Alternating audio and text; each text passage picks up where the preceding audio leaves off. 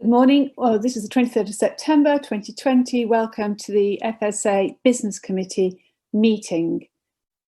As per usual, over the last few months, we are meeting virtually.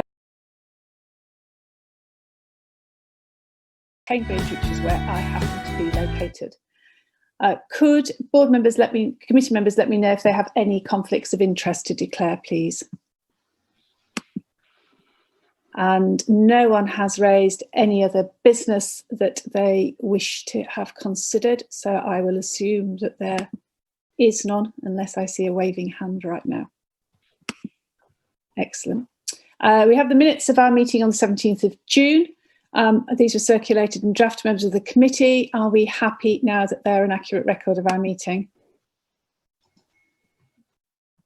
And the actions arising schedule attached to the board papers. Is there anything that committee members wish to pick up around progress on those actions arising?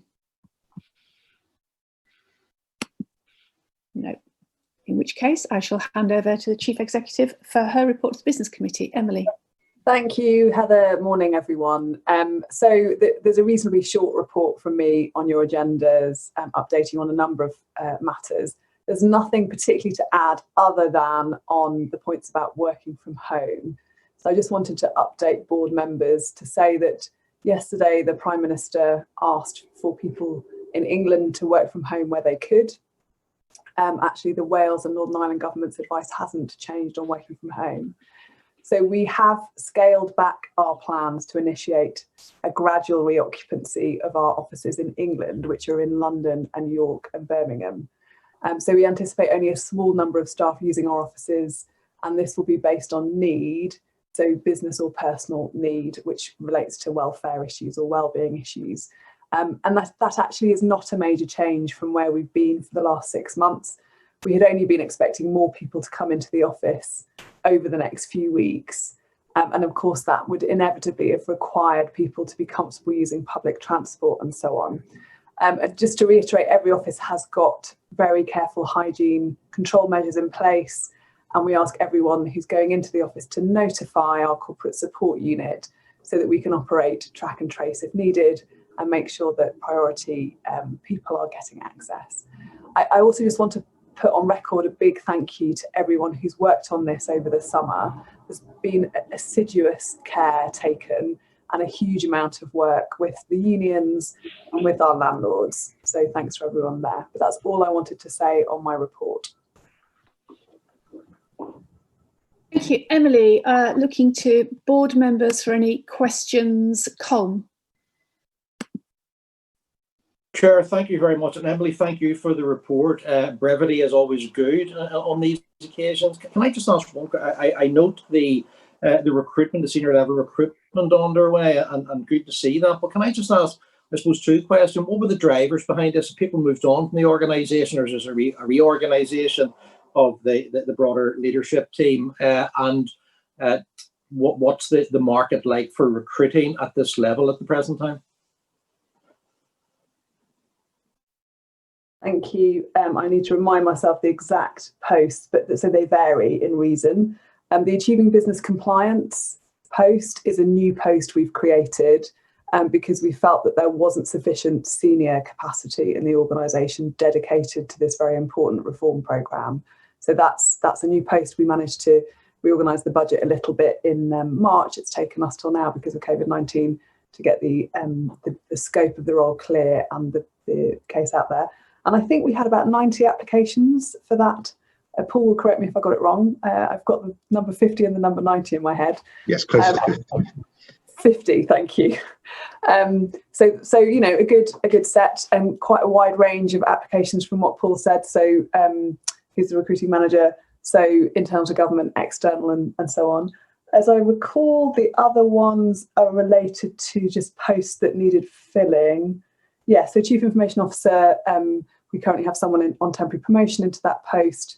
We wanted to make sure we recruited that formally. The same goes for operational transformation. And then our Deputy Director, Regulatory EU and International Strategy, Catherine Bowles, who fills that post, retires in December. So we need a replacement for her. Thank you. Tom, do you want to come back? No, just to thank Emily for that and Paul for that update. And it does look very promising on the ABC. We do need to sort of lift the pace on that, and it's great to have that quantity, and hopefully the quality matches that. So thank you. Margaret.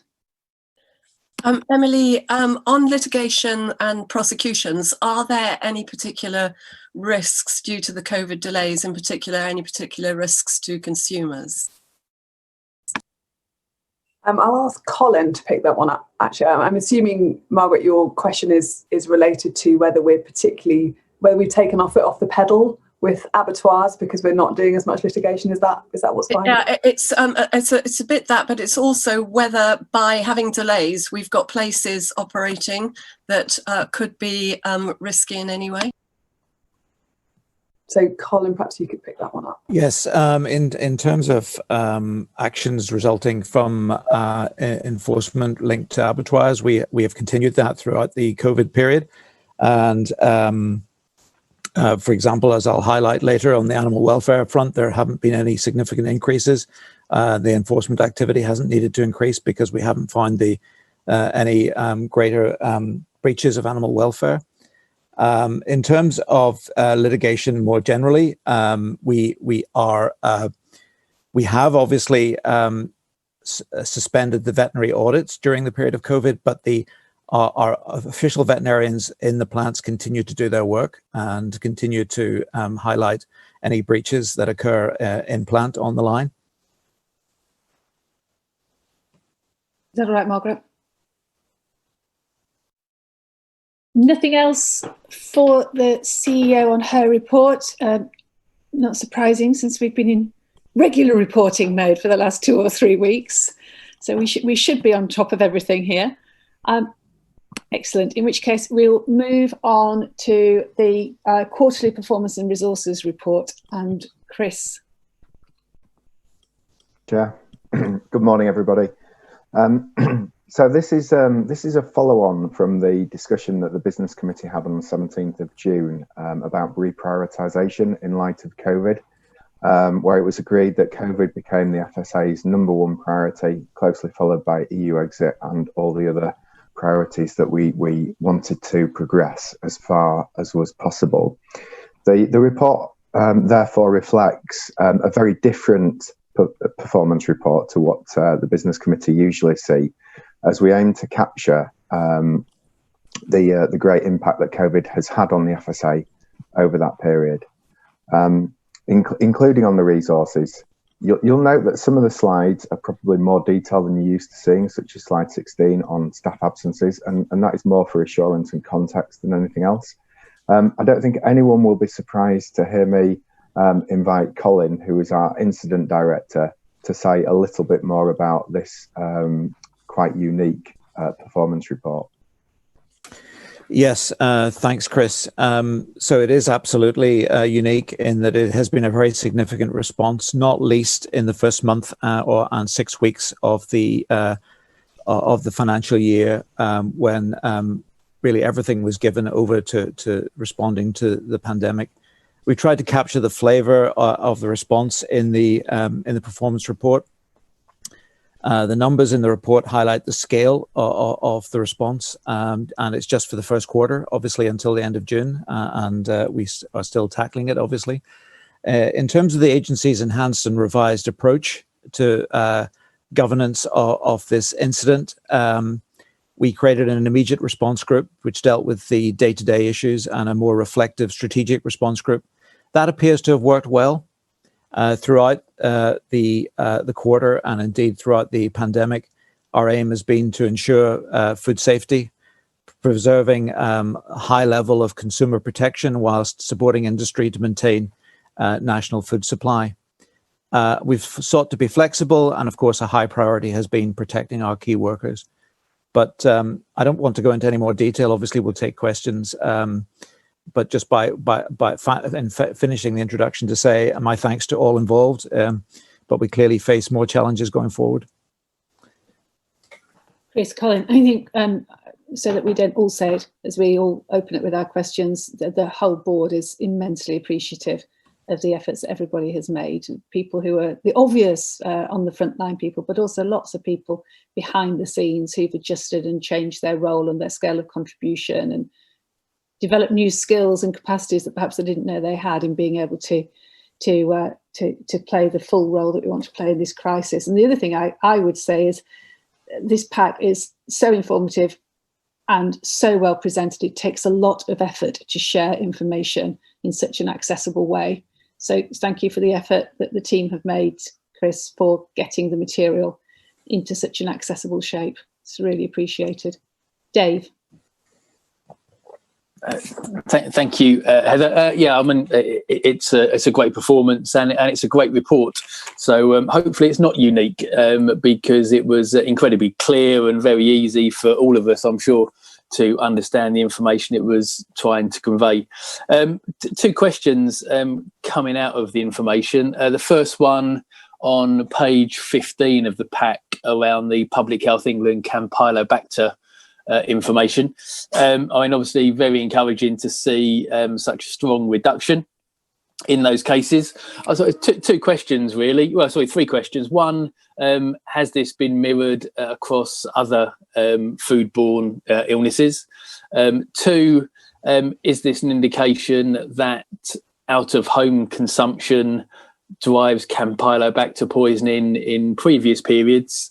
And three, is there a chance this is our first indication that people washing their hands more often as a result of COVID have reduced foodborne illnesses, which I know our scientific colleagues have hoped would be the case? And the second point is on page 17, where we talk about our public consultations that have been paused for absolutely understandable reasons. Is there any risk from pausing those consultations, and are there any that we need to start trying to bring back to the agenda despite the ongoing COVID situation? Thank you. Thanks. Rebecca, I think you can definitely pick up the first, and actually quite a lot of the second question might fall in your remit as well. Thanks, Heather. Yes, so thanks for the question, Dave. Yes, that's certainly a striking figure. I think that this is likely to be an artifact of the drop in testing because lab capacity was diverted to other COVID-related tasks shortly after lockdown. Just to give you some context, the latest figures that we have from before the start of the pandemic do suggest that rates of confirmed cases of CAMPy are falling. So I believe that in 2019 they fell by 2.1%, which is encouraging. Obviously, nothing like the dramatic drop that's shown here. And I'm going to ask Rick actually to talk a little bit more about the work we're doing to look at the foodborne disease picture overall and what's been happening in the pandemic. And when it might be possible to get that overview of the longer term impacts. Do you want to just pick up the point about those other consultations as well before we hand over to Rick? Yeah, sorry, David. Could you just remind me what your question was? Was there an issue? Was there any concern because we had to pause consultations? Was that creating an anxiety about building risk? No. So in fact, as I explained, that there are practical difficulties which meant that in many cases it simply wouldn't have been feasible to run a consultation because obviously the important thing is that people are able to let us know their views, and so running a consultation without capacity for people to respond would equally have been risky. We've been keeping this under very close review, and in fact we have now started again. So in the last 6 to 8 weeks, we've been able to pick up some of the things that have been planned, and over the autumn we'll be resuming some of those more routine publications. Thanks, Rebecca. Rick. Yes. To echo what Rebecca said, I think we need to treat the what do look like spectacular drops with some caution, just because, as we say, I think the headline figure for me was Public Health England figures. Public Health England have obviously been quite busy in the last 6 months with a lot of other testing for COVID-19, and also we have a whole range of other factors linked to the health system. So people haven't been reporting, probably haven't been going to their GP. So we do need to be cautious with the data, and I think we do have to do an analysis, so we might have to compare actual reporting rates, etc., to get the true picture. On a more positive note, I mean, I think Dave's point is valid. You know, at more time than any in living memory, the message about hand washing and basic hygiene has probably got through to the general public and others.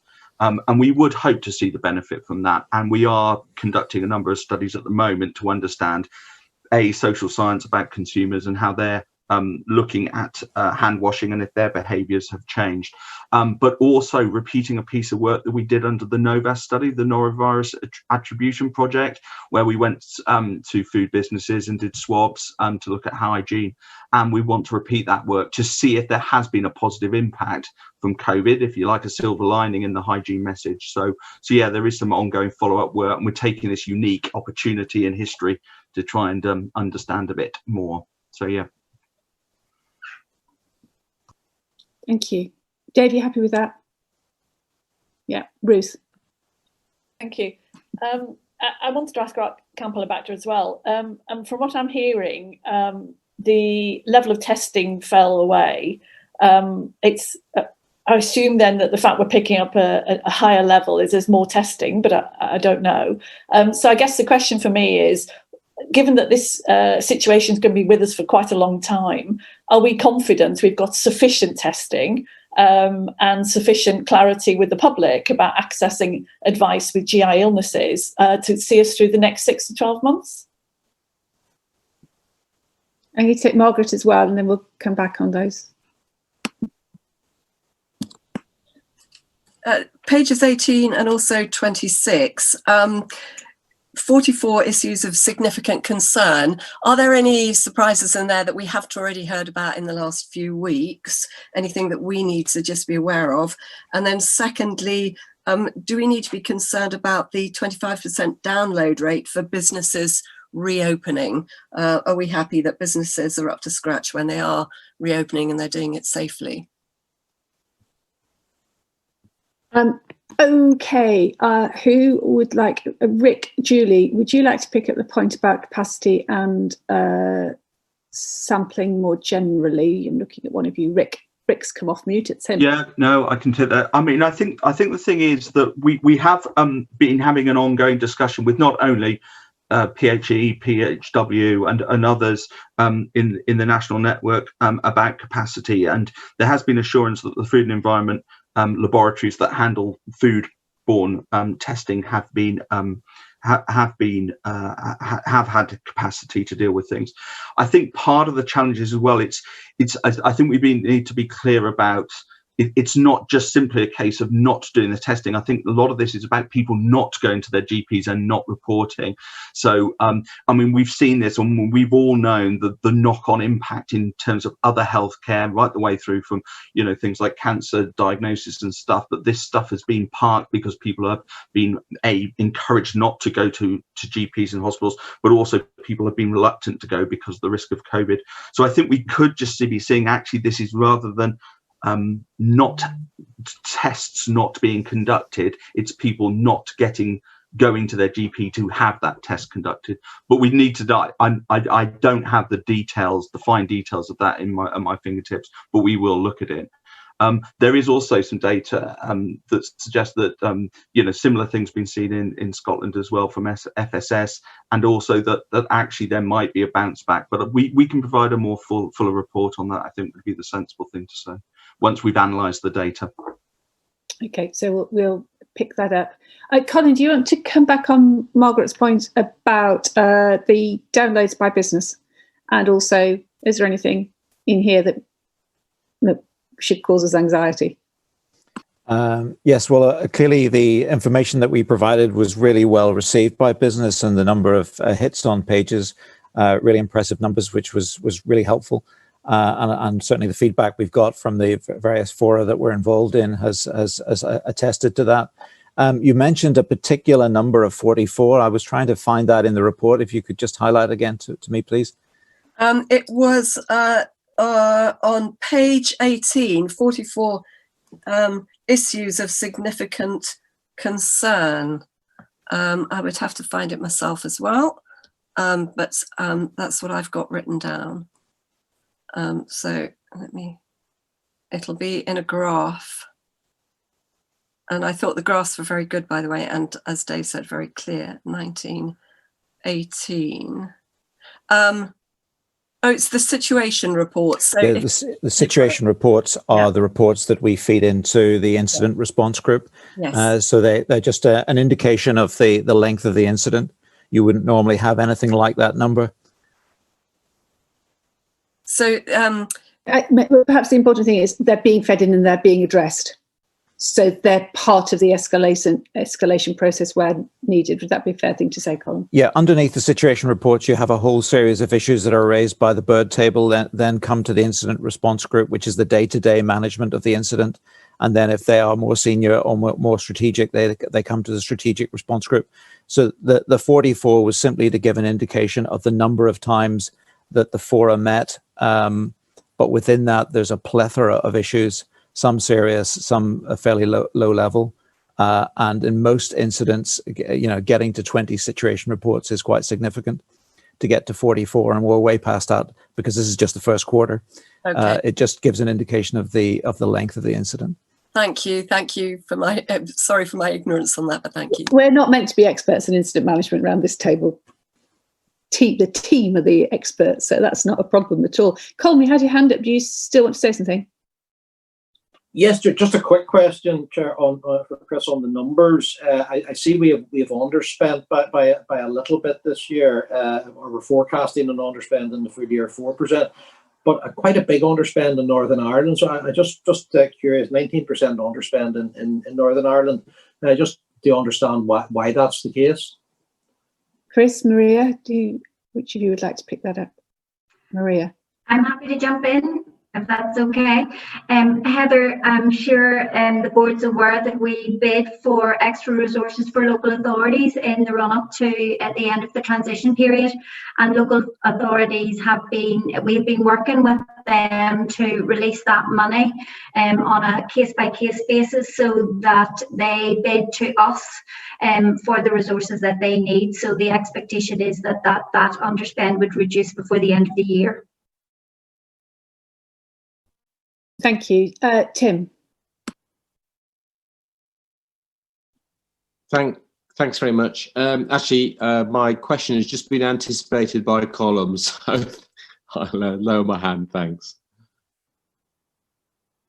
I can't see any more hands raised, so I think that we're all done with that paper. Really, really useful, and actually, I think this document will become a really important part of the FSA archive when we do our another 10-year timeline at the end of our third decade. I think there'll be a lot in this that people turn to and wonder at how on earth we managed to turn our attention so speedily and effectively to reshaping the department to deal with this so effectively. We are going to turn now to our annual report on freedom of information and external compliance and whistleblowing. And Noel Sykes, who's our acting head of governance, is joining us for this item. There you are, Noel. Is there anything you'd like to say by way of introduction, Noel? Thank you, Chair, and good morning, and especially to those board members who might be meeting me for the first time, albeit in a virtual capacity. I just want to say, if I may, Chair, just to express my thanks to all the colleagues across the agency who, on a day-to-day basis, contribute to responding to FOI requests, investigating and responding to complaints, and also within that, and a special warm thank you to our colleagues in comms and our legal team, without whose help we couldn't achieve what we achieve in these areas. I don't propose to particularly reiterate any particular point in the report itself. Just to say finally that our key priorities are set out in the paper, and the committee is asked to agree to those priorities going forward. So that's it from me, Chair, and I'm happy to take any questions. Thank you very much. Who has got anything they would like to pick up on this? Colm, thank you.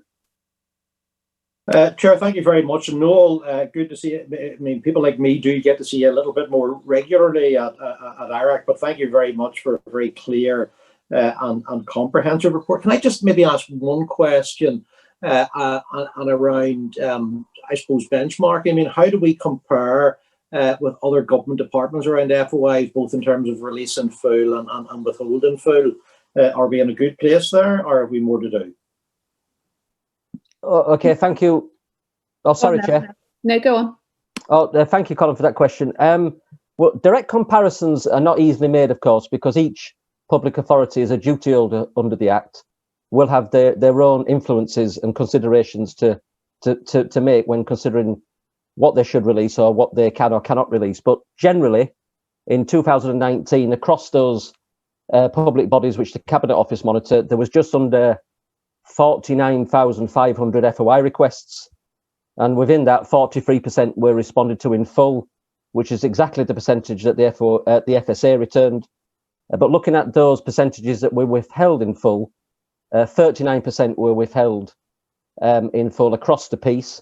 But we need to make some adjustments because the Cabinet Office public figures are slightly different to how we've captured the figures in this report.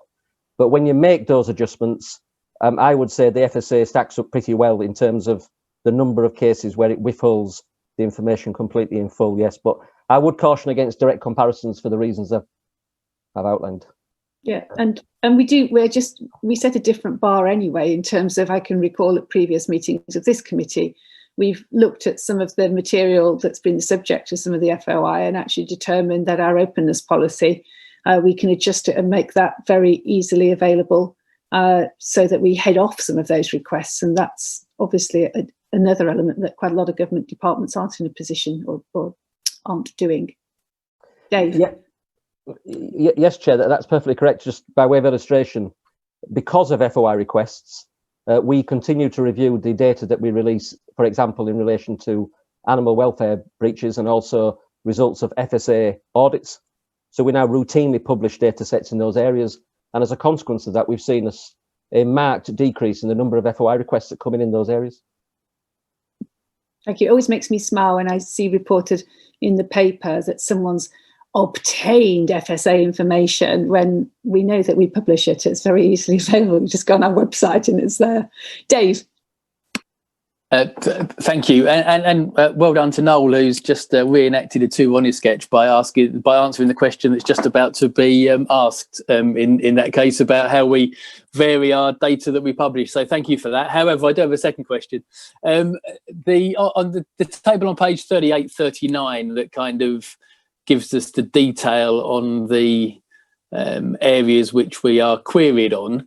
There's quite a big chunk under other, 25%. And indeed, when you kind of look at the subject of the FOI request examples, that only comes to 40%.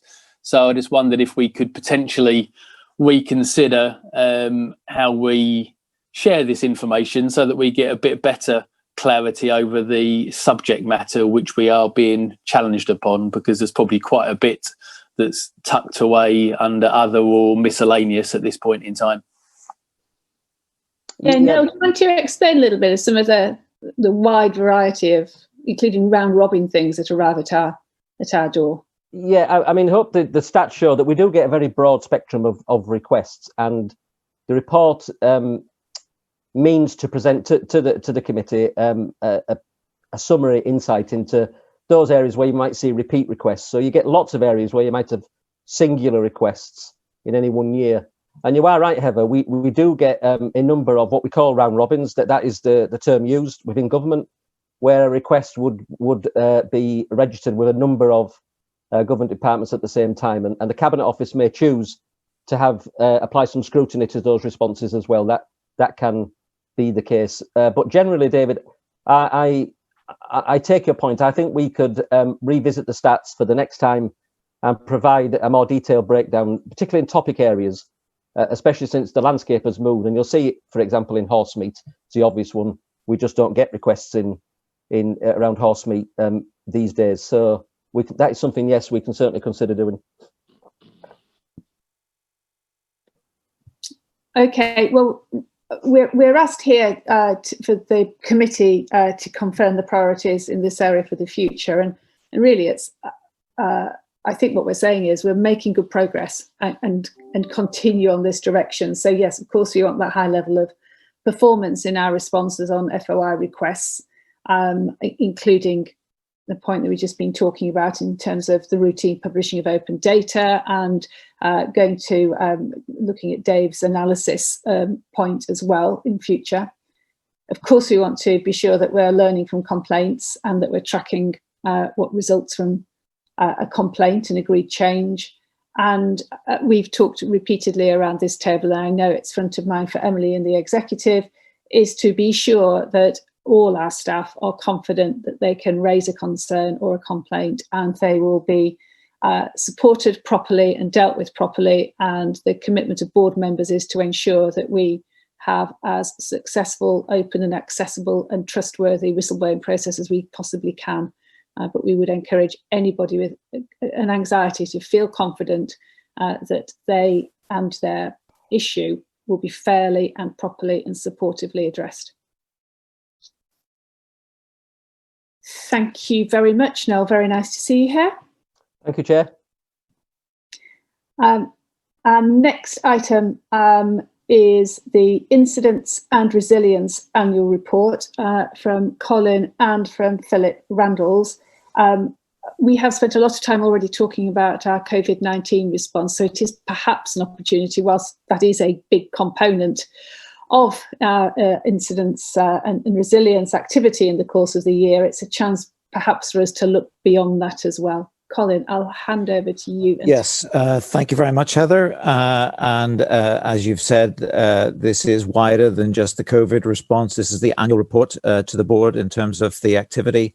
There's a lot of detail in this report, obviously not least in the annexes, which I won't rehearse by way of introduction. Just to emphasize, however, that the figures that are in the report deal with the financial year that ends at the end of March. And of course, it was just the last few days of March, which were really impacted by COVID and the pandemic. So we do, by way of contrast, provide some information on the first quarter, just to show how the pandemic impacted on the number of incidents and alerts.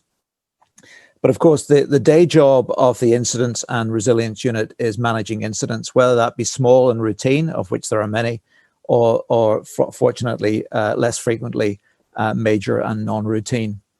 And the latter requires an agency-wide response. And going beyond that, the paper looks at how we're seeking to improve our response in a number of ways. First of all, in respect of the end of the EU transition period and what's required for that. And also in terms of improving our capability to respond to incidents in general. And also it highlights the work that we've embarked on, although it has been impacted by the COVID-19 incident, to help improve industry, prevent incidents occurring in the first place through learning from root cause analysis. We continue to strengthen our internal end-to-end incident management systems capability. And the paper references a new end-to-end application, which has only just gone live to improve our ability to receive, to investigate and to manage incidents. We're seeking to enhance our ability in terms of our ability to detect potential incidents in the first place, to do that earlier, to manage our incident response more efficiently, and also to be able to use the data through this system to be able to share it more effectively across the agency. And COVID has highlighted the importance of stakeholder engagement. And as a result, we have upped our engagement, and that has really benefited us in terms of incident management generally with industry and with other government departments.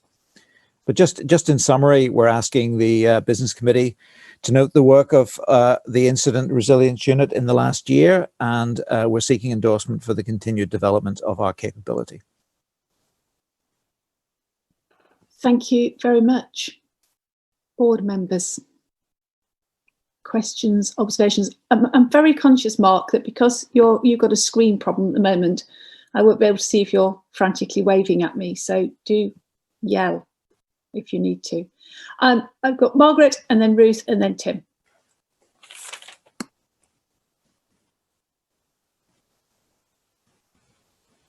You're on mute, Margaret. apologies.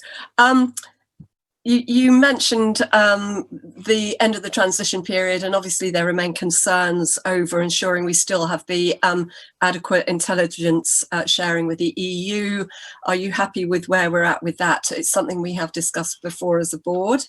And then the second thing is on, again, looking forward and the importance of the FSA being able to deal with multiple incidents. And you say you're confident with that, but given we have got a unique winter ahead with COVID risks, with the potential flu outbreaks, and possibly coinciding with the end of the transition period, you talk about this emergency response process that you're taking as a precaution.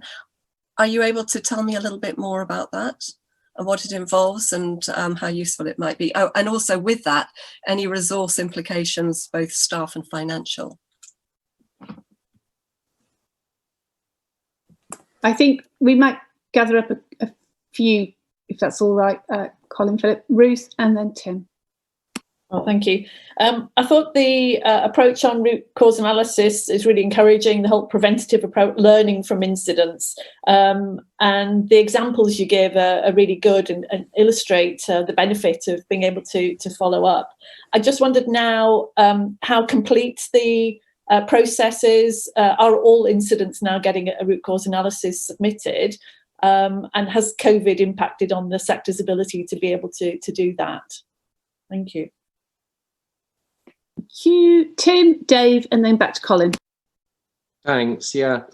So mine was related to the change in complexion of incidents that we might anticipate as we see the downturn in trading, but also that the nature of trading will have changed somewhat. So, for example, food production businesses taking on direct retail functions and supply functions, and their adaptiveness to those new functions. So specific example might be where we're seeing businesses that previously are now directly selling meat, maybe doing their own cutting, whereas they didn't do it before, and obviously the packaging associated with that. So the question is specifically, are we able to adapt to that? Have we observed that difference in capability, and are we including it on our incident and risk profile? Thanks. And finally, Dave. Just to really follow up on Ruth's comment around the root cause analysis, it's good to see a couple of examples, but it would also be nice to see some themes and trends emerging at this point, given the number of incidents that we've had the opportunity to analyse prior to COVID coming and changing some priorities in the middle of March. Okay, and if Peter wants to come in, then I'm going to give Colin and Philip or anybody else a chance to come back on those points. And then on the question of access to EU databases, have there been discussions with the EU officials on that subject? Or are you working through intermediaries in HMG? And so far as that access is concerned, how far are we being denied access where we're responsible for Northern Ireland in the single market? Thank you, Colin. Okay, thank you, and I'll bring in Philip for a number of these. Just I'll start with the winter plan, if I may, and roll through the issues. So we are very conscious that COVID is picking up again, and we have also been conscious of the fact that there's the EU transition phase ending at the end of December. So even before the recent developments with COVID, we have planned to stand up an emergency response no later than the middle of November, and it may be necessary to bring it forward. That will take account of those two aspects and any other incidents that might occur in parallel. There are a number of subgroups as part of that, and we are developing our contingency response across the different areas, whether that be policy, legislation, the impact on our direct field operations, HR implications for our staff, the issues in respect of local authorities and communications. So it's a comprehensive approach. And in terms of the staff and resources, yes, it will obviously need to be funded. We are underspent. We're not overly concerned about the financial concerns in terms of the likely cost. It's really essentially a redeployment of staff. And in terms of staffing, we have run a number of exercises and drills, and there are some 300 staff within the agency who've been involved in the preparation of that. We are trying to create a break between the standing down of the emergency response for the first wave, which concluded at the end of August, before we need to stand up again so we can give staff a rest. But we will respond if by necessity we need to stand up sooner. So I think we have that in hand. We took the winter plan to the executive management team yesterday, and we had their endorsement in terms of how we progress that. In the meantime, in the interim, between closing the response, the emergency response, and standing up again, we are having a number of stock take meetings of the incident response group and the strategic response group, just to make sure that we are on top of issues, and if there's anything emerging from the recent announcements by the different governments across the UK. So that's in relation to the winter plan. In terms of EU transition, we are feeding into the negotiations, and clearly we're not yet clear how that will emerge, but it's very clear that Northern Ireland is in a different place in terms of Northern Ireland Protocol, and we are anticipating that we will have access to the RASIF system for Northern Ireland. I should say, however, that the system that we've put in place, the receipt and management system, and the new signals and incident management system have been developed on the basis that we wouldn't have any access to RASIF, and we are confident that they will be able to give us a response, which will mean that we will be able to continue to provide the quality response that we have at present. But we'll have to see what access. We anticipate we'll have third-party access, third country access for Great Britain. In terms of the changing complexity of and the different changes in the makeup of incidents, that's something we are monitoring. Philip might be able to say a little bit more about the detail that we provided in figure 3 of the paper on page 4, where we break down the incidents since the start of the COVID pandemic, and we have the numbers, and underneath that we have more detail. We haven't provided it in the paper, but it will give us a flavor as to how the pandemic has impacted. That, however, is still obviously unfolding. And in terms of root cause analysis and the single point information approach that is highlighted, which has just recently been published on the website, that is an area that we recognize we need to do more. It has been impacted by the response to the incident over the last 6 months. It was a priority for us this year, which we had to put further down our list of issues to address. But in terms of companies now responding with root cause analysis profiles, that is the norm. We're not getting responses in every incident, but it's certainly the norm. I think I've covered most of the areas that were asked. Philip, do you want to add to anything that I've covered? Yes, thank you, Colin, and good morning to everybody. So just to pick up the point on figure 3 regarding fluctuations in incident numbers, obviously we were initially quite concerned to see such a reduction in terms of alerts and incidents. But when we actually started to delve into the subject to make sure that food safety issues were being raised to us in an appropriate fashion, we started to realise that the changing sector really sort of upset the balance of where incidents tend to come from. And in particular, where a lot of the incidents we see arise from things like new product development, where perhaps things haven't been done quite correctly. And quite clearly during the pandemic, for one, that type of work was largely shelved, and indeed most of the food products on the market were retail-based products, which tend to be better overseen in terms of the development of those in the first place. So we are quite confident that we were capturing the levels of incidents that we should have been doing during the first stage of the pandemic. I'd just pick up a little bit on the emergency response side. Just to add to, obviously the winter plan includes reference to standing up an emergency response at the end of this year. It is, of course, our aim to actually plan for as many sort of eventualities as possibly we can do, but clearly it's not possible to plan for every event. So like we did a year ago in terms of Operation Yellowhammer and obviously the issues surrounding the leaving of the EU, we're standing up an emergency response primarily as a precaution. And this is something that you'll be aware of with other government departments as well. So just to say that's the reason for standing that up. Resource implications surrounding that, we obviously are very acutely aware of the potential of a number of issues coming together at the end of this year. So we have a very, very controlled eye on looking at resources, not just in our food plants, but across obviously the resources that we have that are managing emergency response. And at the moment, things look fairly good.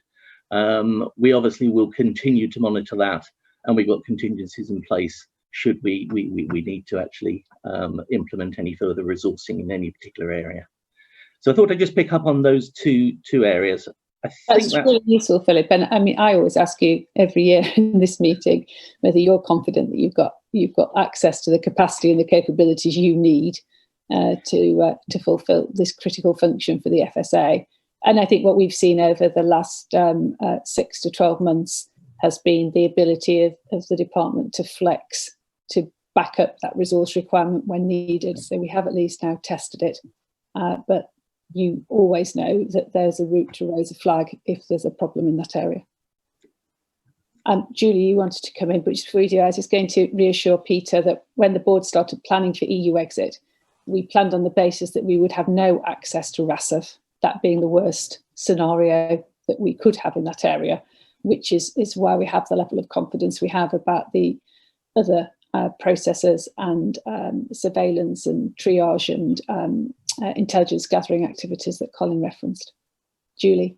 Yes, thank you, Heather. And I was going to talk about the data. So yes, we've planned on that worst case scenario. However, we would still have third country access to RASF, and that we think is not ideal. But when combined with the other data we're looking at, we think we can operate in that way.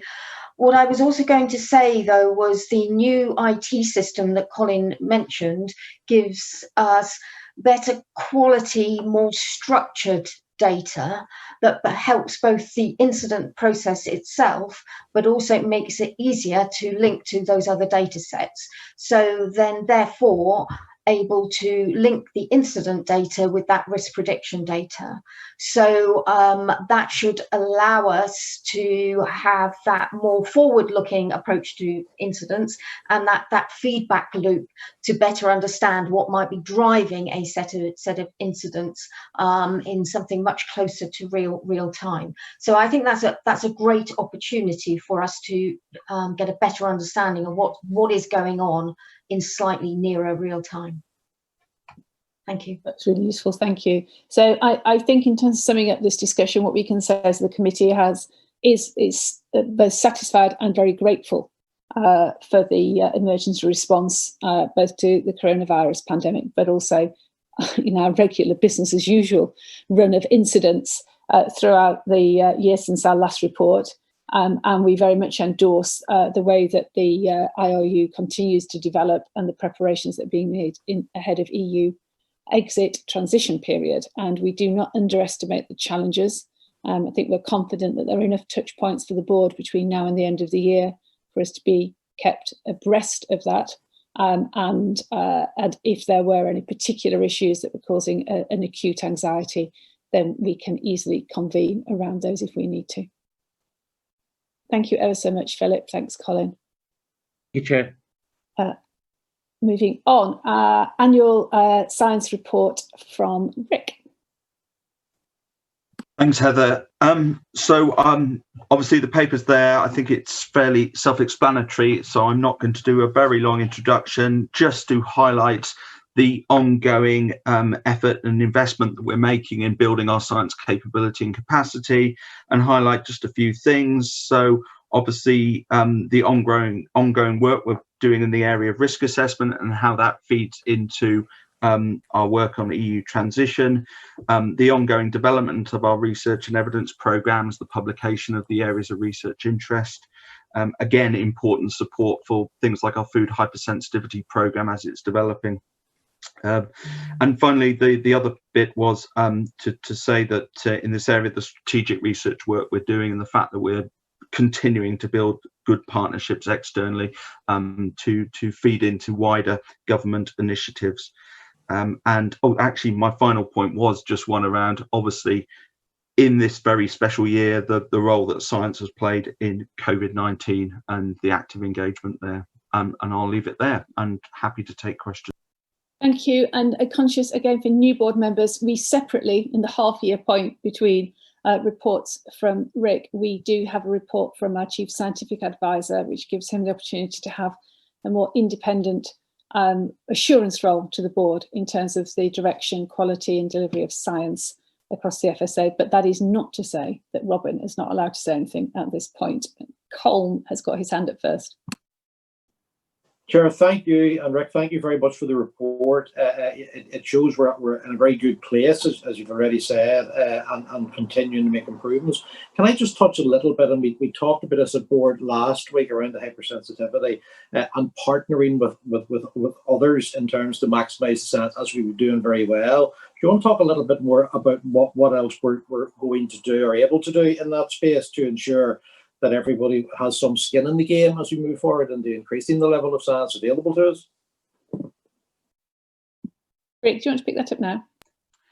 Yeah, so I think it's a very good point. And actually, one of the things that we are talking to UK research and innovation about is the role of the possible role for allergy. So we've got an ongoing example of a conversation in the sort of foodborne disease area with BBSRC, which is the research council responsible for that. And we have a strong relationship. We also have a strong relationship with the ESRC. The research council that we don't have a particularly strong relationship with is the Medical Research Council, and they have the responsibility for food for hypersensitivity and allergy. So that is a conversation that we need to develop, and we will be doing that. Thank you. I'm going to bring in Robin, and then I also have Mark and Ruth and Dave. Robin. Thank you very much, Heather. Yeah, just to follow up on that point, Colm's point about diversity of working. So I think there's a couple of things in particular that have really struck me in terms of interactions with other government departments. So in the paper, Rick mentions about the genome surveillance work that is proposed, and that we're in close coordination with DEFRA on that, because if that is funded, then obviously it offers a huge opportunity to do really 21st century science in terms of all the way from farm to fork. And secondly, in terms of the interactions, so as the board I think is aware, we have a weekly meeting of CSAs from across government and discuss a lot of these issues. And for example, yesterday we were talking with EPSRC about areas like artificial intelligence and wider data gathering in a way that goes far beyond just FSA's remit, but obviously which would be hugely beneficial to us in terms of predicting risk and responding rapidly to that when we see. So there's a lot of activity at various levels from my perspective, certainly. Thanks. Super, thank you. Mark. Thanks, Heather. My hand up obviously does work, even if my camera doesn't. I just wanted to, just a reflection, first of all, this report I think shows some remarkable progress. One of the things I've been the most impressed about since I've joined the board actually is how science is at the centre of everything, and this is a really good demonstration of how seriously that is progressing. I wanted to pick up on one item, and in doing so I should probably just mention first an interest because it relates to frontline laboratory testing, and I do run a frontline laboratory, so just to mention that at the start. But it's interesting to note here at 5.2 that laboratory testing is a frontline service. That's the first time I've seen that, I think, reflected, and I think that's really important.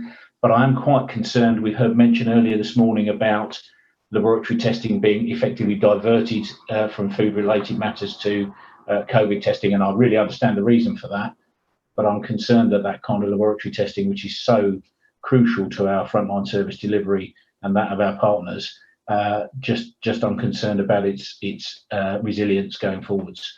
And just look really, I suppose, to Rick for some kind of reassurance that that's right up there in terms of our risk and risk management around that provision. Mark, I can definitely give you the reassurance that it's right up there on our risk register. And Emily and colleagues on the staff side were in discussion with me and with Robin just this week, or end of last week, can't quite remember what day is it, about making sure that we get further progress on this before the board this year if we can. Emily, do you want to pick that up? Yes, thank you. So it is a major, lab capacity is a critical infrastructure question, I think, for the nation. The FSA only has a part of that. We're only responsible for a small piece of what goes into labs, but we nevertheless want to think in the round about it. So, I mean, we have been doing this sampling programme that Rick's described and that I reported on last week in the light of COVID-19. So there's a bit more commissioning that we're doing, but we need to think broader about that. And we'll also be, part of our bid in this spending review will be for additional testing. This conversation is leaving me thinking, though, that what we haven't set out for the board is a sense of what we think the minimum is. You know, what's the absolute sort of, because there's been testing going on, I think we've been assuming that would continue, and it does seem to reduce. So I think there's something for us to revisit with ourselves about what the baseline needs to be to make sure we've got the minimum checking going on. Now, as Rick will set out, there are several different reasons to do testing, and testing is not and sampling is not a separate thing outside of our surveillance programme. It's important that we do all the digital work and surveillance and so on as well, and that sampling is part and parcel of that. So, you know, the minimum level of sampling for official controls as opposed to hypothesis testing, we may have different answers on that, but I think we should take that question away. And when we come back on sampling to the board in I think it's November, let's give that some thought. Because we're talking about something and we're talking about surveillance in that same meeting. So I think, Mark, that might be an opportunity for us to have a more comprehensive end-to-end view and understand where, I mean, there's a general anxiety, but particularly where it hones in and where we think there are risks that we need to give particular attention to right now. Is that okay? Yeah, that's great, thank you. And I should have also said at the start, I know the laboratories that are benefiting from the current sampling programme appreciate how quickly the FSA moved to protect their resilience as well. Thank you. Ruth and then Dave.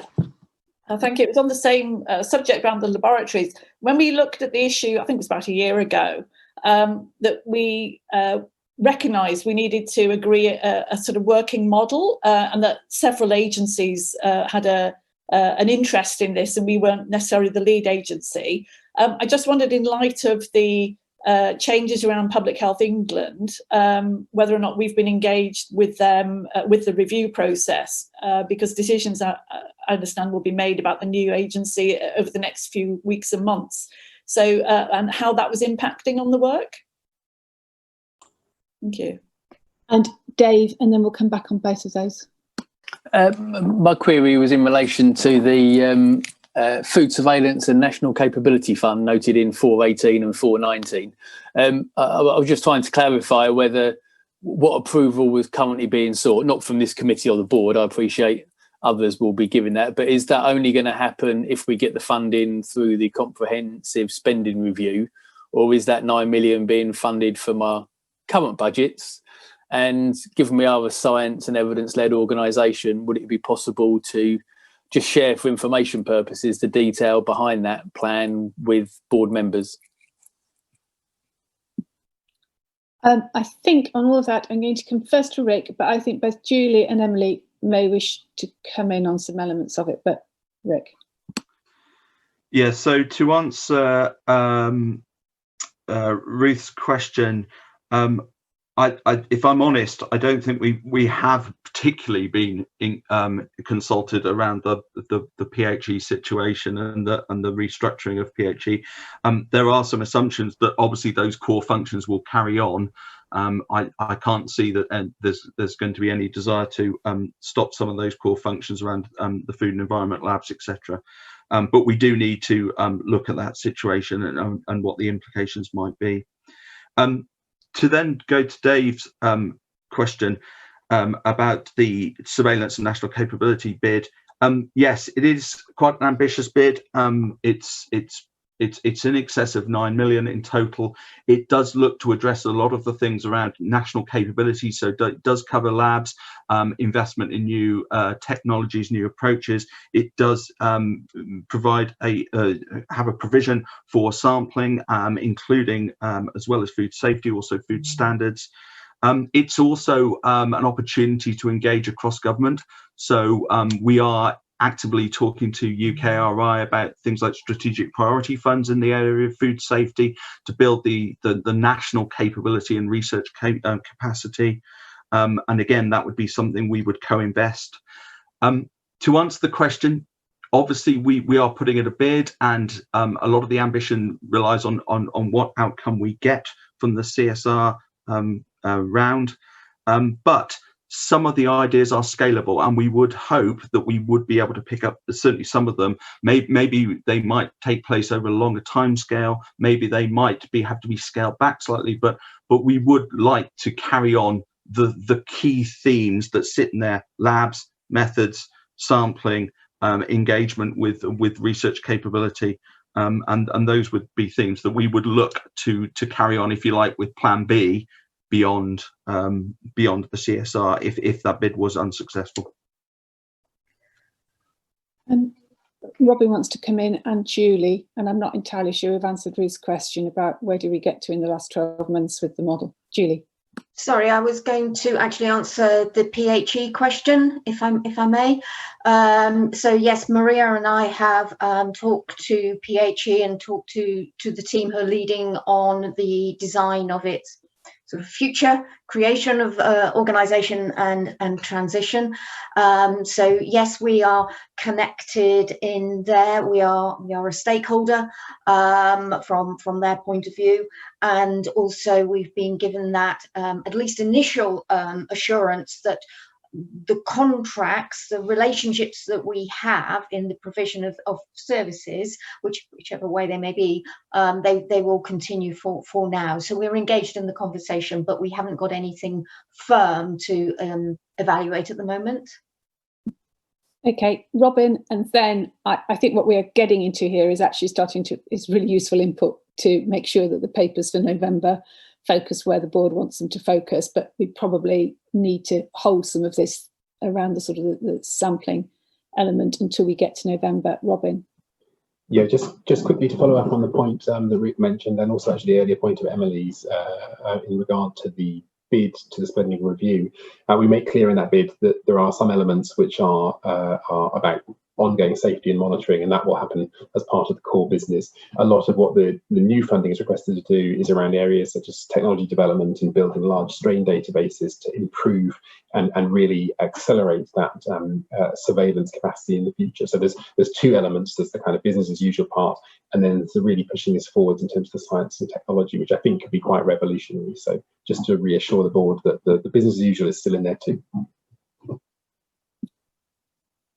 I think on that point then, we've heard a very warm welcome from the committee and from board members about the progress we're making in the centrality of science. And I think this really, this does always feel like we're making more and more progress and embedding this more and more into the heart of the FSA, as was always the intention. So we're satisfied and support the progress that you've made so far. You've had our comments on future priorities and direction. We'll be returning to quite a lot of this in our next series of board meetings before the end of the year. I think that's been really helpful, an early steer from the board on some of those areas. So that'll help us target that discussion in the right way. Thank you very much, Rick. Next is our annual update on animal welfare. We have Colin for that, and Darren Whitby is joining us, who is our head of animal welfare. Colin, Darren, is there anything you'd like to say by way of introduction? Yes, thank you, Heather. So again, this is another annual update paper for the Business Committee, and just to remind Business Committee members that we are the implementers of policy of other departments. So that's DEFRA and Welsh Government, and animal welfare continues to be an issue of notable importance and interest to consumers, as evident from the public attitudes tracker data.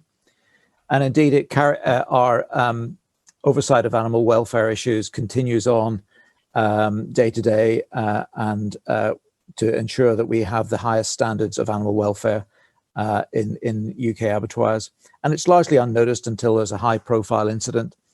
And there's a lot of detail around the numbers in the paper and in the annexes, which I won't rehearse.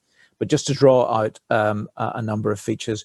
One is the paper highlights the impact in England of the mandatory CCTV in abattoirs, and that's now been in place for around 2 years.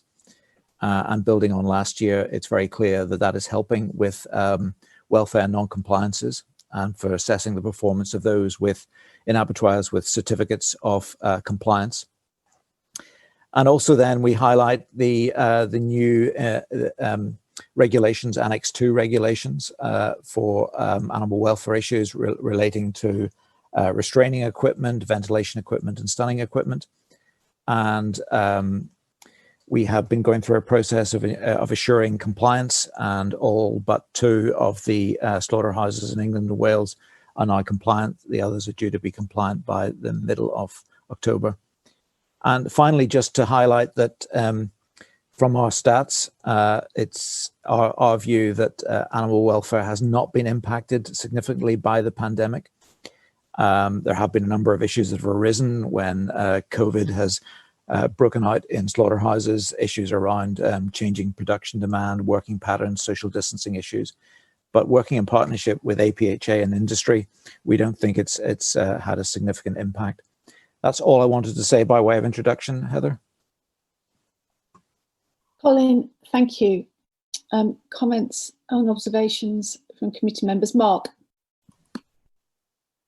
Thanks, Heather. What I wanted to ask about really is in terms of information sharing, there is something in one of the annexes about strengthening of data sharing. But where I'm coming from in this really is looking at whether we're sharing the information where we identify an animal welfare issue with other regulators, and particularly my own background, obviously local authority animal health inspectors. An animal welfare issue at a slaughterhouse can obviously be indicative of wider issues back in the field. Local authority inspectors are looking at that, but they're also looking at disease control. And as we know, the intelligence suggests the fact that breaches in one area are indicative of breaches in another area. So how well do we share information back with other regulators and particularly with local authorities? Yeah, I'll come in there, Mark, if that's okay. We routinely share the information from both transport and farm-related non-compliances through our system, which is automated back through to APHA, which is then shared more widely with local authorities. It is something that we're looking at strengthening. I think the detail and the actual evidence required to investigate some of these on an urgent basis could be improved, and it's something that we're working on at the moment, so that there's a better system of evidence exchange at that point of submission of the non-compliance back up through the chain. Is that helpful, Mark? Yeah, thank you. Just to encourage any improvements in that space, that intelligence is really important to other regulators. Yeah. Dave. Question on CCTV. I might have missed something in the data, so apologies if that's the case, but it's clearly showing that there's an increased level of detection of animal welfare issues in slaughterhouses, and clearly CCTV has been helpful in prosecutions and enforcements, and there's value in both of those. I guess, though, the biggest value to be gained from CCTV is to be able to demonstrate a material improvement in animal welfare, because it acts as a deterrent, I guess, as much as anything else. How and when might we be able to do that? I think it's something that we're looking at progressing within the next year or so. It is perhaps considering more of a measure around welfare outcomes in slaughterhouses.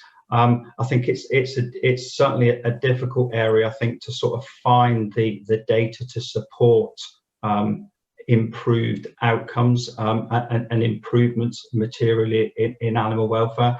But it's something that we're going to look at. It's something we've been discussing with DEFRA as the policyholders to really sort of assess the value of CCTV in slaughterhouses in England. Yeah, can I just add to that? Because I suppose that the difficulty is that with CCTV, there's now the possibility that we actually pick up more, which is important. But obviously, it then impacts on your stats. And the stats are relatively flat this year compared with last year, if you take out the non-compliances with Annex 2. So I think we need to get underneath the numbers as to know what the impact is over the longer term. Having said that, it's played a part in, for example, 40% of the suspensions that were issued in England on the certificates of compliance were verified on the basis of CCTV. So it's a very important tool. But whether we're now picking up more because of it and that's impacting the stats is something I think we need to understand. And I think we should remember that the board made the case for mandatory CCTV because we felt it was an invaluable management tool, first and foremost. It was about helping meat businesses get it right. So whilst it clearly does help us from an evidential point of view or from spotting when something is not right, I would not want us to position CCTV in slaughterhouses as there principally as a route for enforcement. It's there to help business get it right. We want management to own responsibility for having the right CCTV and using it in the right way. And then it also delivers benefits for us in enforcing the regulations and the law and bringing people to account when they're not doing the right thing. But it's not, we didn't ask for it as an enforcement tool. I think that is an important element. Tim.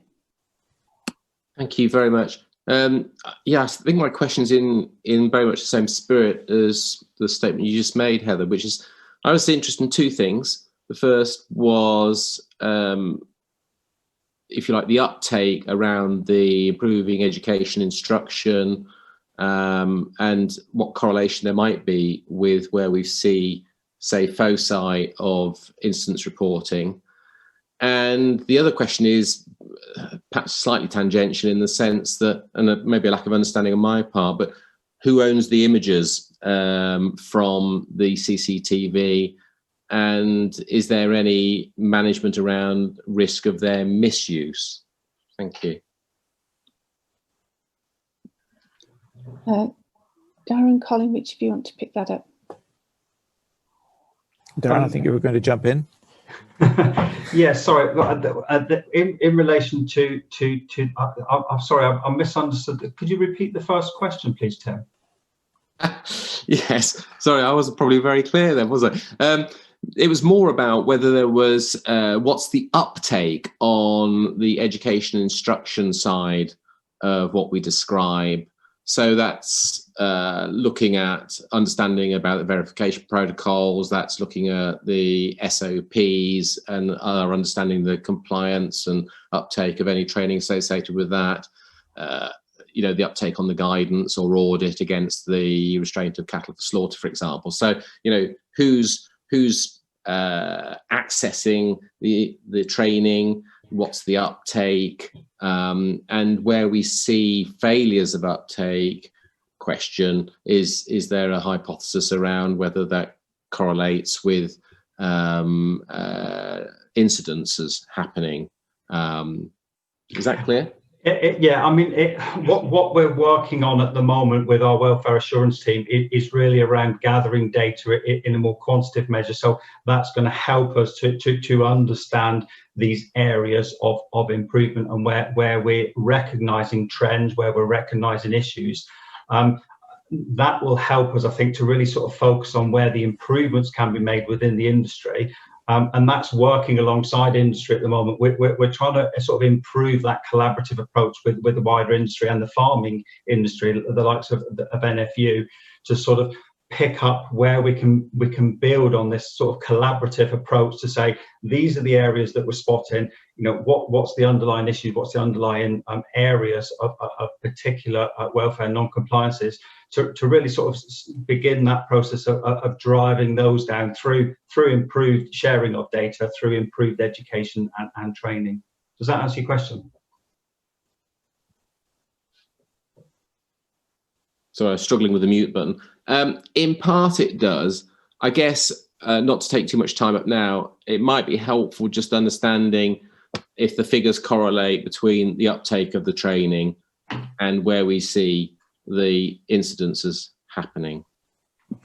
Maybe it'd be an idea to take that offline and see if there's some data we can do about that, or some other assurance that we can have on that, and we could share it in a board circulation as well if there's some material there that helps on that one. I think there was another point I wanted to raise, because I've now been on this board so long, I've just got my regular things every year that I like to raise on these papers, and that is, I was really glad to hear Colin say so clearly at the beginning, this is not our policy area, this is owned by DEFRA. And it is also very important, we were concerned with the introduction of CCTV, that it came with no additional resourcing for FSA or for us to use in terms of our contracting for the delivery of official controls and the role of OVs. And it is very important that we absolutely maintain our commitment to do what we're able within the resources that we have. But if we need to do more, then DEFRA do need to step up to the plate on that.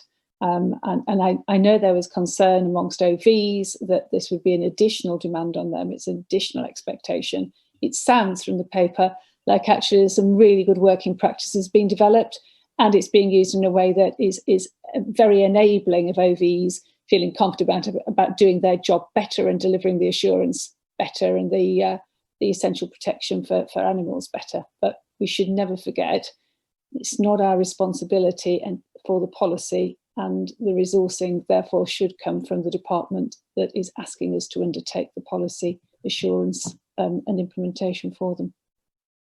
I always like to say that. I say it differently every time, but I always like to say it. Emily.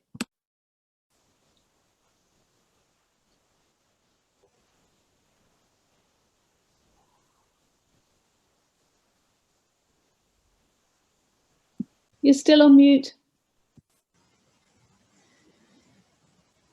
Can you hear me now? Yeah. Thank you. I just wanted to add that that's the case for England with DEFRA. And in Wales, it's not yet mandatory, and we would likewise, if it became mandatory, would fulfil the expectations of the Welsh Government. Yes, I have in the past written to ministers in Wales to reinforce the board's view that mandatory CCTV is an incredibly useful management tool, source for consumer confidence, and helps us deliver our part in official controls more effectively. But I know that the Welsh Government continue to consider the case for mandatory CCTV, but are making progress on a voluntary basis at present. Thank you very much for all of that. I think we have covered everything that officials asked us to in the paper, and reinforce the fact that the board takes a zero tolerance approach to breaches of animal welfare policy. And it's very good to see the progress that's being made collaboratively with the industry in improving performance, but also that we do not stop from pursuing all the way through the courts, if necessary, those people who are not meeting expectations around animal welfare. Thank you very much, Darren. Very nice to have you with us. Thank you. Thank you. Now, board members, we were going to have a little break in about 5 minutes, but we've got one paper to go and there is no AOB. So unless someone screams at me right now, I think we are keen to hear from Stephen Pollock and we'll crack right on. Is that okay? Super. Stephen, annual communications update. Over to you. Thank you, Chair, and good morning, everyone. Presenting with me today, I'd like to introduce Justin Everard, our Senior Head of External Communications, and Sarah Gibbons, our Senior Head of Corporate Engagement, to take you through the annual communications update. It's actually been over a year since we last did one. That's about 15 months ago, but what a period that's been. I've been involved in many crises and crisis exercises in my career at national, regional and local level, but I think if I'd been involved in an exercise that set out a scenario where almost the whole population was confined to their homes, most of the economy, shops, schools, colleges, workplaces shut down across the globe. The organisation moved from bricks and mortar to being a virtual organisation almost overnight. I think I'd probably have said to the trainers, I think you're stretching it a bit. But that is where we've been. And I'm really proud, and it's been said before, of the way that the FSA has responded to the challenges that the pandemic has thrown at us, and in particular the communications contribution to that. We do have a number of new colleagues on the board who will not have heard the communications update before, so we'll rattle through a very short presentation that we'll look at. If I could have the next slide, please. The role of communications, the context we operate in, some of the highlights of what we've been up to over the period, including the COVID response, and our priorities for the remainder of this business year. The next slide, please. So, the role of communications. We are one team, but we cover the three nations in their diversity. We're a strategic enabling function that's fundamentally here to support the delivery of business priorities, and we do that through building and maintaining trust and public confidence, helping consumers to stay safe and avoid foodborne illness, making sure that businesses have the information that they need to do the right thing in relation to food safety, engagement with our external partners and stakeholders, and importantly, our own people. And an example of that difference across the three nations is that in Northern Ireland, we still retain the nutrition agenda, which is about ensuring that consumers can understand how to make healthy choices in relation to food. The next slide, please. So how we do this: protect and maintain the FSA's reputation through effective media relations, targeting key influencers and third-party voices, engagement with partners, stakeholders, and our people internally. On campaigns, we have a limited budget compared to other organisations and other government departments. So we tend to operate on a low-cost, no-cost principle and seek to leverage and optimise the partnerships that we have. Risk communication, fundamental part of what we do in supporting the openness and transparency agenda, which is very much part of the organisation's DNA, and our part in responding to crises management. Next slide, please. So the context, well, COVID-19, it's been said already, the dominant story and in its scale and scope, quite extraordinary. But EU transition, equally challenging, but equally offering opportunities. I think we'll be facing unprecedented scrutiny as we take on functions previously carried out at the European Union and Commission level. And then societal and technological changes, significant and constant, not just for communications function and profession, but for the FSA as a regulator.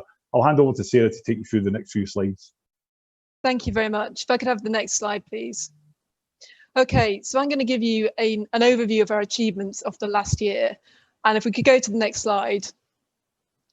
And I'll start with a recap of the commitments that we made to you when we last came to see you in June last year. So we talked about increasing our social media presence, and we've got a growth in followers across all our key social media channels. We talked about improving capability on creative content, and we've certainly done that, particularly in the field of video production. We talk about improving our website, and the focus this year has very much been on accessibility. We also spoke about partnerships and using partnerships to grow the reach of our campaigns. And Justin, later on, will talk a little bit more about what that looks like in practice now. But more broadly, how do we measure impact? If you go to the next slide, please. So there are a range of metrics that we use to measure our performance, including awareness and favourability of key stakeholder groups. But there are three in particular that we always have top of mind. So one's our reputation score by the Reputation Institute, one's our trust score with consumers, and another is our staff engagement score in the People Survey. Now, comms is not the sole determinant of any of these figures, but increasingly with the range of performance data that we have and that we're able to monitor, we are able to isolate our contribution and whether we're doing the right kinds of activity in the right kind of way to drive these numbers up.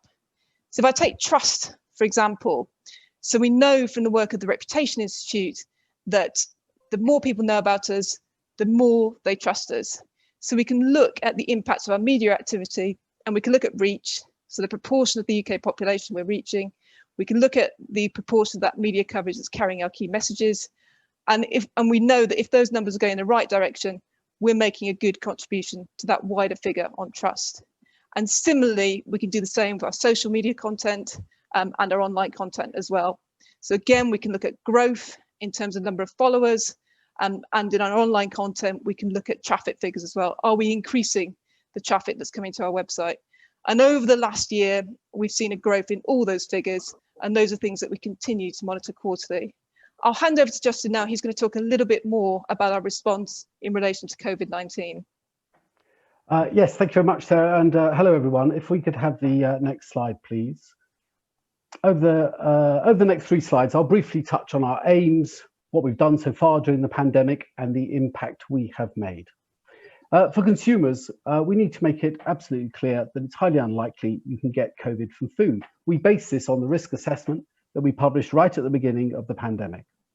We want to help food businesses who might be changing their business model, for example, changing from a restaurant to a takeaway, to do the right thing and provide safe food for their customers.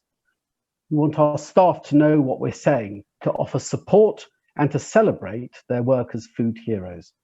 And we need to have a voice and influence across government to ensure our advice and guidance is understood and disseminated. If I could have the next slide, please. So what's been our response? Well, we've monitored what consumer concerns might be, and picking up on something that was in Chris's paper earlier, where there were rumours going around about how you need to use disinfectant to prepare your fruit and vegetables. We were able to go onto social media and to set the record straight on that. We're able to go out there and explain the difference between use by and best before dates for consumers. We created an online business portal and a consumer portal full of practical advice and guidance. For staff, we ran a very successful campaign to recognise our hidden heroes, those FSA staff and contractors who continue to work through the pandemic. And we built on the relationships we already have with government departments, with colleagues across government, and made new and lasting contacts with other departments. And it hasn't just been with our Westminster colleagues. Our colleagues in Cardiff and Belfast have worked very closely with their opposite numbers across their administrations throughout the last 6 months to make sure the FSA voice and position is understood. Could I have the next slide, please? So what's our impact been? Well, our dedicated business portal received source traffic from over 1,200 partner platforms, and this was shared via social media. Sarah touched on earlier about how we said we'd do more in partnership this year, and I think that there's a good example there of that actually working in practice. We've seen a steep increase in staff awareness of the organisation and the visibility of managers. And now, as we move into the second wave of COVID, our challenge is to ensure we're ready both to react to changes and new restrictions as announced last night, and ensure that our advice remains useful, clear and practical, both to consumers and to businesses. Thank you very much. Sarah, back to you. Thank you. If we go to the next slide, please. So what next? So I'm going to say a little bit about our priorities. I'm going to talk about the what, and then I'm going to hand over to Stephen, who's going to finish by talking about the how. So we can flick over one more slide. So in terms of our priorities, EU transition, so our visibility in that wider debate on food standards, and also the work we do to support businesses. COVID-19, massive priority. So partly that's manifesting in work like the Here to Help campaign that we're running at the moment, but also thinking about how we tailor some of our campaigning work around food hygiene and help reduce pressures on the NHS and the care system. Nutrition in Northern Ireland, still obviously front and centre there. Supporting our big regulatory reform programmes, our work on food hypersensitivity, and of course, internally, our people and capability, which underpins all of these priorities. I'm going to hand over to Stephen now, who's going to say a little bit more about the how. Next slide, please. So how we'll do this, we'll continue to grow our media and social profile, as mentioned earlier. Growing awareness and growing familiarity with FSA strengthens the trust that consumers and others have in us.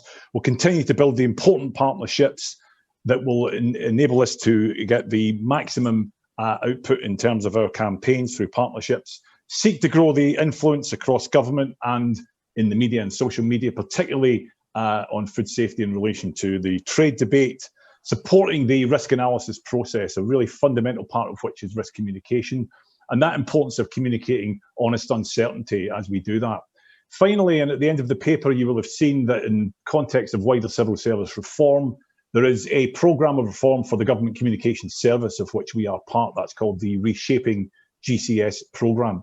And we will continue to engage fully with that programme to understand what it may or may not mean for FSA communicators, and keep both the exec team and the board updated on the progress of that.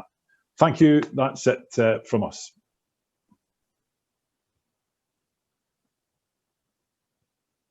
Thank you. It's always reassuring when the comms team give a very slick presentation on comms.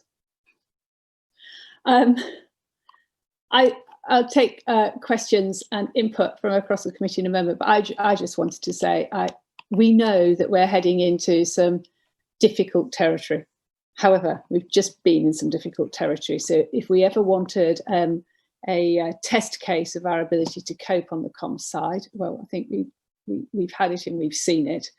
And I think I would just say, I personally feel just a materially different level of confidence about the handling, the advice, the direction across the board for communications under the leadership that we've got here. It's a really strong team and you're doing a really good job. My question is, in the past, we have wanted to be assured that you've got the reach into the whole department and that colleagues in the department are proactive about bringing you in early, not waiting until the last minute. Is that changing? Has that changed? Yeah, Heather, I think it absolutely has. We have a number of ways of ensuring that we can do that, and we've got early discussions that are happening. And I've seen a marked change over the course of my time here, the last 2.5 years, in the way that we collectively work together. That's just been enhanced, I think, by the situation with COVID over the last few months. The pace at which we've been able to respond to some of the challenges, both in terms of communications, in terms of formulating guidance, has been just extraordinary, really. And I think as we've reviewed and thought about the lessons learned from the experiences through COVID, I think that agility, that ability to have collective conversations across the organisation in a sort of virtual team way is very much part of the way that we'll continue to operate. So yes, is the answer to that. I think we are very much there at that kind of blank page stage of the conversation with colleagues, and vice versa. We are going out and reaching out to them as early as possible when we start to see things on our radar, on our horizon. Thank you for that. Chief Exec's going to come in, and Julie, and then I'm going to come to Colm. Thank you. Thanks, Heather. I just wanted to add to what Stephen said. So there's 2 innovations that have happened in the last year that I think have made a substantial difference. The first is we've created what we call the Future Publications Panel, but it's a cross-agency group of senior leaders, including from Wales and Northern Ireland, looking at the list of what's coming, and it engages early on. So, for example, a piece of science might engage even before the science is completed, before we think about the communications, because communications is so important. And then the second thing is that the executive management team that I chair on a weekly basis always looks ahead at comms, and that has made a difference too. So I think it has improved, certainly since in the last year. The area where we struggled a bit at the beginning of the pandemic was actually our relationship into other departments. So, for example, where we had advice and guidance that we wanted to be cleared, getting that cleared through Public Health England and others. Again, I think that's improved significantly, but that was a harder bit in March and April. Can I come in, Heather? Yeah, sorry, Julie. No, thank you. Yes, and from my point of view, from science, we have made communication of our science a high priority, and I think we're really seeing that bearing fruit. So that's very close working with colleagues in the comms team, and also I think at a strategic level, we've discussed this, I think at the last board meeting, is the importance of the communication of risk. So I think its profile is really being pushed up the agenda of the whole of the FSA.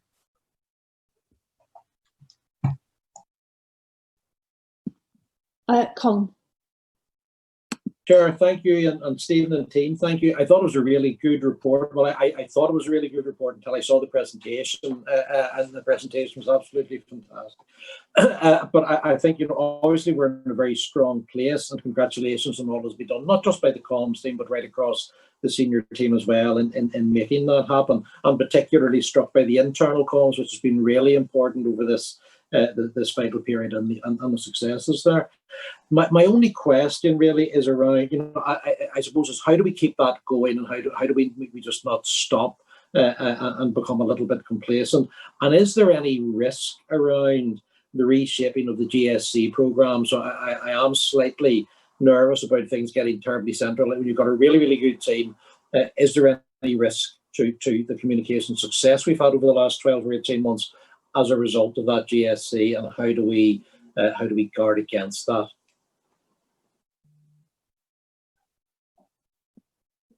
Okay, thanks, Colin. I'll take the first point first, and then go on to the reform programme. I think I sit with the executive team every week, and you've heard already about the preparations that we're making in terms of thinking about the future, what the second wave of COVID may bring, and the challenges that we face. So comms is very much part of the conversations at the very highest levels of the organisation in terms of understanding where we are going and what the challenges will be. I think I've mentioned in the presentation about what the post-EU landscape might bring us in terms of scrutiny, whether that's media scrutiny, political scrutiny, stakeholder scrutiny. We've had that conversation, we continue to have that conversation, and it's very live. So I think we're part of the bid on resources as part of the SR. We've put some additional bid for additional resources, and they're very much focused on what we see as being the challenges moving forward. So I'm confident that we can sustain and probably even advance the progress that we've made as we go forward. Picking up on the reform programme, the GCS proposals are not new. And in previous lives in Whitehall, I've been part of the discussions about the prospect of a single employer model for this profession, which is already in existence for the legal profession within government and commercial services, for example. And there are huge advantages for the way that government communications operates in having a single employer model. There's no question of that. I think the second thing that's really important for me is membership of the GCS does bring real benefits for communicators in terms of professional development and access to some really, really good quality training and development. So there's a balance to be struck here, because I think in the FSA, our lawyers are not part of that single employer, nor are our commercial colleagues. And I think secondly, the importance of the communication function in relation to our independence and openness and transparency, I think, is something that we really need to be mindful of as we engage with this programme. This is not unique to us as a regulator or an inspector. I've had conversations with other directors of communications across the piece, and this is a live part of the conversation as part of the reform programme. But absolutely, we'll continue to engage with it. We are GCS members, and we need to make sure that wherever we end up, whether it's the model or whether it's the standards, that I would want to make sure that the FSA is seen as a great place to work for professional communicators, and that it doesn't prevent people having access into other opportunities in government. So that's the principle that I think we'll operate on as we go forward. Stephen, I think the board would endorse that, but I think there's no harm in what I am absolutely confident that this will be the board's view, that we would not accept an arrangement for our communications function which fettered the ability of the board to act independently. It's critical to consumer confidence and industry trust, and in the way that we're able to deliver advice to ministers in 3 countries. And so I think we are relying on you and Emily to flag through me to the board if there are steps which would give us any anxiety on that front. But I think the critical thing is that we play a full role in all the positives of the process. There'll be learnings from us. We want our talented people that we've just been talking about to have those great career opportunities. But one of the learnings for them is how to operate in this unusual environment that we find ourselves in, and to operate effectively. And I think that's where the board would sit and would be concerned if we felt that our independence around communications was being constrained. And we know that it is very difficult in some situations to handle some of the urgent public health and other messaging that we require to offer if we're being wrapped into wider and political departmental considerations. Thank you. I've got Julie on that, and then Margaret. Thank you very much, Heather. Just a reminder maybe for board members that we run an integrated communications function at the moment, and it supports all 3 countries really, really well. However, the funding for the Wales and Northern Ireland comms team comes from Wales and Northern Ireland. So I think that's another aspect of centralising part of the comms function and maybe leaving slightly fractured relationships within the comms teams within Wales and Northern Ireland. Just to note an additional risk, I might suggest. Yeah. Margaret. Thanks, Heather, and I totally agree with you. I think the department's done a terrific job. Just a couple of questions, really. You've weaved your way through some really difficult areas, and I'll be interested in any comments you may have. One of them is this reputational thing, where very often people are going to wrongly put something at our feet. Anything to do with food must be the FSA, and how you go about just dealing with those wrong perceptions. I think you've actually done it brilliantly through the crisis. Secondly is about reach, which is clearly excellent. The people who we don't reach, do we know who they are? Because it's very often the most vulnerable groups, and they are the groups who need our help most. And then thirdly, I'm sure you've got answers for all of these, it's just because I'm relatively new. And then thirdly, Rebecca just touched on it, but campaigns, and again, this is from a consumer viewpoint, over Christmas and also allergens. I presume that, you know, these are on hold indefinitely now because we just don't quite know where things are going. Okay, thank you, Margaret. Justin, do you want to just talk a little bit about responding and making sure that we're taking responsibility and getting it right in terms of what's for us to deal with? I think that's really about the conversations we're having, particularly with national journalists and others.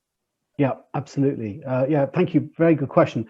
We work very, very closely to, and it was part of something we talked about last year about building our the breadth of our media contacts across the piece, and particularly getting to work with those who write about food issues a lot.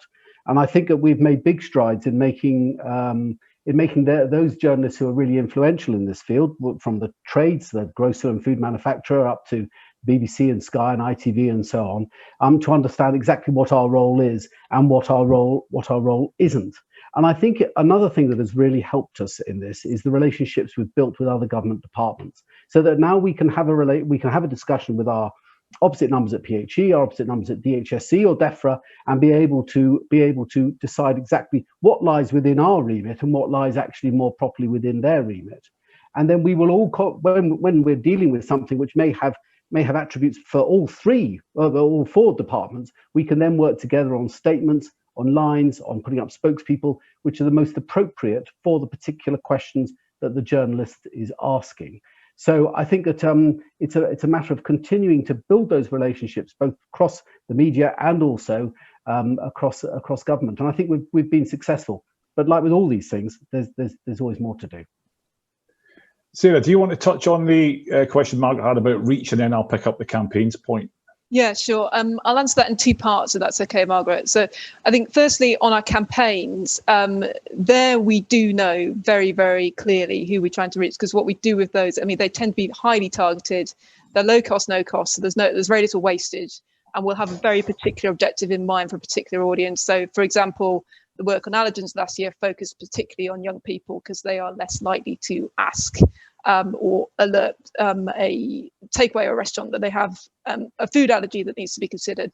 In media, I'll be honest, it's a little bit harder. So we know that we reach around 75% of the population in terms of overall coverage that we've achieved over the last year.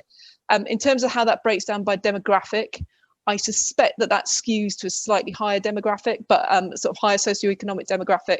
I don't have that to hand, but we could certainly look at that in relation to some of the work that Edelman do, for example, around media consumption and trust, etc. And then finally, just to pick up on the point around campaigns, Margaret, absolutely. We had to defer a business-facing campaign early in the year for obvious reasons, given what we knew was about to hit the hospitality sector in terms of the COVID pandemic on the allergens piece. What we are doing is we are continuing to do the preparatory work for a campaign that's facing younger people in the new year, and we're still working on the basis that that's a campaign that we will want to go ahead with and launch. So that's in its early developmental phases. We're doing a lot of the insight and trying to understand how we'll formulate the messaging on that. What we have focused some resource to in the allergen space is on the PPDS, the prepackaged for direct sale regulations, which will come in about 12 months' time or so. We're looking now to develop a campaign approach to helping businesses understand what they need to do to ensure that they are compliant around that. So we're diverting some of the resource that we had for the earlier business campaign into that approach to ensure that the businesses are able to do the right thing in relation to those regulations. Our campaigns, our seasonal campaigns in particular, you mentioned Christmas, they tend to be using assets that we already have developed and very much on that low cost, no cost basis. So we'll trigger social media around the 4Cs campaign around Christmas time to start to happen when that season is upon us. So we still are very much focused on trying to ensure that we can drive ahead with what we had planned, but see, obviously the current situation with the pandemic means we do need to do a bit of prioritization.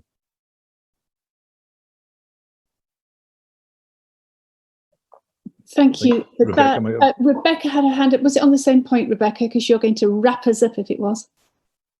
I think Steve's covered it. Was just to assure you, Margaret, that we did pause on the allergens, but we're very much continuing now from the autumn in a slightly different way. So not suspended indefinitely, very much ongoing. Heather, I wonder if just before we close, I just did want to put one thing on the record from me really, and it's just to say, without labouring the point, but for my team and the challenges that were brought by lockdown were immense. Whether that was childcare arrangements or some of my team facing some quite life-changing events and what that meant for them with all the restrictions that were on. So I just wanted to put on the record my personal thanks to my team. They've been absolutely immense in the way that they've dealt with the challenges that the lockdown and the way we were working brought, the professionalism and the resilience, not just in keeping the show on the road, but really, really rising to the occasion. And I'm very proud of them. And I wanted that to be put on the record. So thank you. I'm very glad you've done that. And we would echo all of that, I know. Thank you very much indeed for that. Really lovely to have you here and such a positive report for us to respond to. There's some really good news and some confidence that we can take from that. We had no other business, board members. So that will conclude the meeting of the Business Committee. The next Business Committee meeting is on the 8th of December at 9:30 in the morning by Zoom. Before then, there is an FSA board meeting on the 18th of November, again at 9:30 a.m. by Zoom. Until then, it's been very nice to see you and have a nice day. Thank you.